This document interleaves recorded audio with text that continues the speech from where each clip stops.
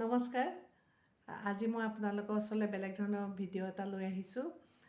হয়তো আপোনালোকে কোনোবাই ক'ব পাৰে একেবাৰে অন্ধবিশ্বাসৰ কথা বুলি, কিন্তু আচলতে কিছুমান ঘটনা এনেকুৱা ঘটি যায় জীৱনত মানুহে আগতে অন্ধবিশ্বাস বুলি ভাবি থকা কথাবোৰো বিশ্বাস কৰিবলৈ বাধ্য হয়। আমাৰো তেনেকুৱা হৈছিল। সেইকাৰণে মই আজি আপোনালোকক ক'ব লৈছোঁ গোলাঘাট জিলাত থকা দৈগুং নামৰ ঠাইখনত যিখন সাতভনী আইথান আছে, সেই আইথানৰ কথা। বহুত বছৰৰ পৰা আমি এই আইথানখনৰ লগত আমাৰ অহা যোৱা হৈ আছে, গতিকে ঘৰুৱা নিচিনাই হৈছেগৈ। খালি মই জনাব খুজিছোঁ যে বহুতে হয়তো নাজানে, বহুতৰ সমস্যা থাকে জীৱনত, জানিবলৈ মন যায় কি কথা কি বতৰা। সেইকাৰণে সহজে কোনো ডিমাণ্ড নাই তেখেতৰ, ধূপ এপেকেট আৰু তামোল পাণ এযোৰ দি আপুনি সেৱা লৈ পেলাই সুধিলেই আপোনাৰ কথাবিলাক বহুতখিনি কথা জানিব পাৰি, আপোনাৰ সমস্যাবিলাকৰ বিষয়ে। আচলতে আমি আই বুলি কওঁ, তেখেতৰ নামটো গোলাপী হাজৰিকা, যিগৰাকী এই মন্দিৰটো চলাই আছে। বহুত বছৰ আগতে তেখেতে যেতিয়া গাঁৱত ধান কাটি আছিল লগৰ দাৱনীসকলৰ লগত, ধান কাটি থাকোঁতে হঠাৎ তেখেতৰ গাত এটা কিবা বিজুলীৰ নিচিনা চমকৰ নিচিনা এটা পৰি গ'ল। লগে লগে তেওঁ দেখিছে সন্মুখত ৰঙা কিবা দেখিছে, দেখি শিৱক দেখিছে, বিষ্ণুক দেখিছে, দেৱীক দেখিছে। দেখাৰ পিছত কি হৈছে, তেখেত অজ্ঞান হৈ পৰি গ'ল। অজ্ঞান হৈ পৰি যোৱাৰ পিছত লগত থকা দাৱনীসকল আৰু গাঁৱৰ মানুহে গম পালে, গাঁৱৰ মানুহ আহিলে গোটেইসকল, আহি ধৰি মেলি তেওঁ ঘৰলৈ লৈ আহিলে। এইফালেদি সোমাই আহিছোঁ, এয়া আমি দৈগুঙৰ পেট্ৰল ডিপুটো পাৰ হৈয়ে এইটো ৰাস্তা, এয়া সোমাই আহি আছোঁ এতিয়া। পামগৈ আৰু এতিয়া অলপ দূৰ যোৱাৰ পিছত। এয়া প্ৰথমে আহি বাবাক সেৱা কৰিব লাগে। সকলো পত্নীয়ে যেনেকৈ নিজৰ স্বামীজনক সেৱা কৰিলে ভাল পায়, প্ৰথমে সন্মান দিলে ভাল পায় নিজতকৈও, গতিকে ভগৱান দেৱীসকলো তেনেকুৱাই, ভগৱানো তেনেকুৱাই নিজৰ স্বামীজনক সন্মান দিলে ভাল পায়। আৰু এয়া মা, এইখন থাপনা চব কি সুন্দৰকৈ থৈছে, দেখিছে, ইমান ভাল লাগিছে, কি সুন্দৰ দেখিলে ভক্তি হয়। আৰু যথেষ্ট জাগ্ৰত এই আই দেই, যথেষ্ট জাগ্ৰত।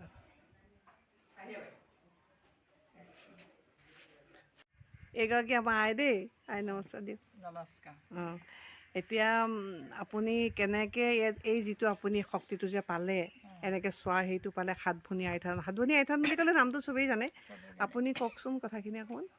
মই 2000 চনতে আই আহিলে পথাৰলৈ ধান দাবলৈ যাওঁতে। আমাৰ আগতে অৱস্থা বেয়া, তাৰপিছত মই ধান দাবলৈ যাওঁতে যেনিবা পথাৰলৈ আহি পেলাই ক'লে, আৰু আমাৰ দাৱনী আছিলে 17 গৰাকী, ডাঙৰি বন্ধা মানুহ আছিলে। তেতিয়া ক'লে যে মই দুৰ্গা। তেতিয়াতো পথাৰত আৰু ধান দাই থাকোঁতে ধৰক, আৰু এই যে চবেইতো এতিয়া বিশ্বাস নকৰে দুৰ্গা বুলি ক'লে, মই তেওঁলোকৰ লগতে যিহেতু ধানেই দাই আছোঁ, গতিকে তেতিয়া দুৰ্গা বুলি ক'লে, তেতিয়া মোক আমাৰ পেহী ল'ৰা এটাই ঘৰলৈ লৈ আহি পেলাই বাহিৰা বস্তু এনেকৈ ডাইনী চাইনী ভূত প্ৰেত লাগিছে বুলি, পথাৰৰ মাজৰ কথা যে, গতিকে আপুনি কি বেহুচ হৈ পৰি গৈছিল নেকি? বেহুচ হৈ পৰি গ'লোঁ। তেতিয়া পৰি যোৱাৰ পাছত পথাৰৰ পৰা ঘৰলৈ আনিলে, ঘৰলৈ অনাৰ পাছত আয়ে যেনিবা তেতিয়াও কৈ আছে চকুকেইটা মুদি, মই দুৰ্গা এনেকৈ কৈ আছে। আমাৰ গাঁৱলীয়া মানুহবিলাকে এইবিলাক এনেকৈ বিশ্বাস নকৰে। গতিকে তেতিয়া মোৰ তেল জাৰি পেলাই যেতিয়া লগাই দিলে চকুকেইটা বন্ধ হৈ গ'ল।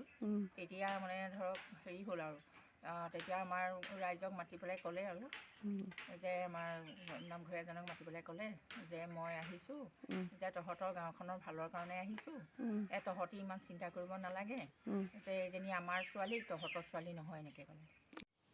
আমাৰ আচলতে বিশ্বাসটো কেলেই বেছিকৈ হ'ল, এবাৰ কি হ'ল, আমি ডিব্ৰুগড়লৈ বিয়া এখন খাবলৈ গৈছিলোঁ, গোটেই পৰিয়ালটো আমি একেখন গাড়ীত গৈছিলোঁ। সেইখন গাড়ী আমাৰ নিজৰ নাছিল, আমি বেলেগ এখন গাড়ী ভাড়া কৰি লৈছিলোঁ, টেক্সিত গৈছিলোঁ। আমাৰ ল'ৰাটো ড্ৰাইভাৰৰ লগত আগত একেলগে বহিছিল, তাৰ হাতত খুব দামী মোবাইল এটা, কেমেৰা এটা আছিল। তাৰপিছত সেই কেমেৰাটোতে আমি চবেই আমাৰ বিয়াৰ ফটোবোৰ তোলা হৈছিল। তেতিয়া ঘূৰি আহোঁতে বৰষুণ দি আছিল, আমি ঘূৰি আহোঁতে কথা পাতিছোঁ যে আমি ডিমৌত চাহ একাপ খাই যাম। তেতিয়া লগে লগে ড্ৰাইভাৰজনে, আমি ফোন কৰা শুনিছোঁ, লগৰ এটাক ক'ৰবাত কৈছে, সেই লগৰজনো আহি আছে ক'ৰবাৰ পৰা, এই ডিমৌত ৰবি দেই, আমি অলপ কথা পাতিম, এনেকৈ বুলি ক'লে ল'ৰাটোক। আমি সেইটো শুনি পেলাই গুৰুত্ব দিয়া নাই। তাৰপিছত আমি ডিমৌত যেতিয়া চাহ খাবলৈ নামিছোঁ, তেতিয়া আমাৰ ড্ৰাইভাৰে ক'লে যে, মই নাযাওঁ, ইমান বৰষুণত মই গাড়ীতে বহি থাকোঁ, মোৰ লগৰজন আহিব, তাৰ লগতে কথা পাতিম গাড়ীৰ পৰাই, তেনেকৈ বুলি ক'লে। আমি বোলো হ'ব, তেওঁ নাখায় যেতিয়া আমিয়ে খাওঁগৈ আৰু, ঠাণ্ডা বৰষুণ দি আছিল, চাহকাপ খোৱা মুদো আহিছিল। তেতিয়া আমি চাহ তাহ খাই পেলাই ঘূৰি আহি দেখিছোঁ, ল'ৰাটোৱে কৈছোঁ, কেমেৰাটো দেখোন নাই। আমি কেমেৰাটো বিচাৰি হাহাকাৰ কৰিছোঁ, তেতিয়া যথেষ্ট দামী আছিল কেমেৰাটো, ফটোবিলাক তুলি দিছে, বিশেষকৈ ইমান ফটোবোৰ আছিল, চাবলৈ মন গৈ আছিল। সি ক'লে মইতো গাড়ীতে আছোঁ, গোটেই কেমেৰাটো কেনেকৈ ইয়াৰ পৰা নাইকিয়া হ'ব।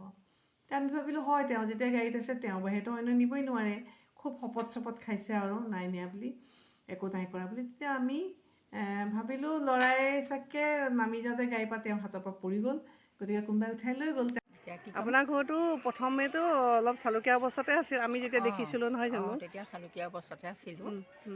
ধৰক যেতিয়া আমাৰ 2000 চনতে অকণ ডাঙৰকৈ কওক। যেতিয়া 2000 চনত আহিলে, তেতিয়া মানে ধৰক আৰু আমাৰ তেতিয়া অৱস্থা বেয়া। তেনেকুৱা অৱস্থাতে আমি আহিছোঁ। তেনেকুৱা অৱস্থাতে আপোনালোক আহিলে।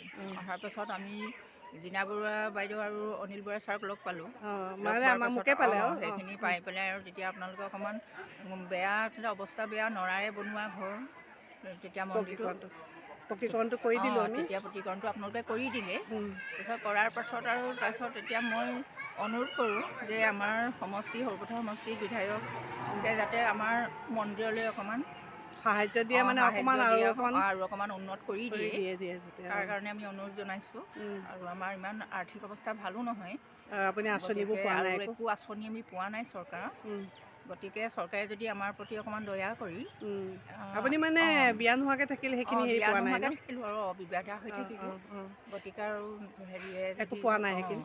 নাই, আপোনালোকৰ বিধায়ক যথেষ্ট মানে ভাল, তেওঁ দিব নিশ্চয়, হয়তো অকণমান দেৰি হৈছে, আমি জনাম। এইটো ভিডিঅ'ৰ জৰিয়তে তেখেতে গম পালে আপোনাক নিশ্চয় আগবাঢ়ি আহিব। আৰু ঠিক আছে, এইখিনি অৱশ্যে আমি পকীকৰণ কৰি দিওঁতে মাজতে অকণমান আমাৰ ৰীণা বাইদেউক অলপ দিছিলে বাৰু, হেৰি কৰি পেলাই আৰু হেৰি কৰি। এতিয়া আমি যিখিনি পাৰোঁ, যদি শক্তি দিয়ে দেৱীয়ে, তেতিয়া মই বাকীখিনি কামো কৰাই দিম দেই। তাৰপিছত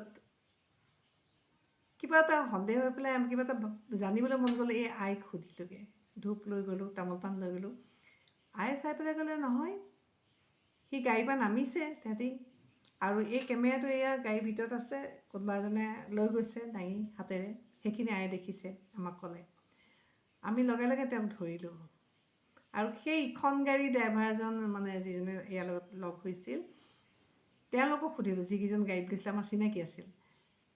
মই বোলো তোমালোকে এই কথা পাতিছিলে নেকি? বোলে গাড়ীৰ পৰা কথা পতা নহয়, বহুত সময় ৰৈছে, আমি বহুত সময় তাত ৰৈছোঁ, ইহঁত দুটাইতো নামিলে বজাৰ ঘূৰি ফুৰিছে গোটেইখন।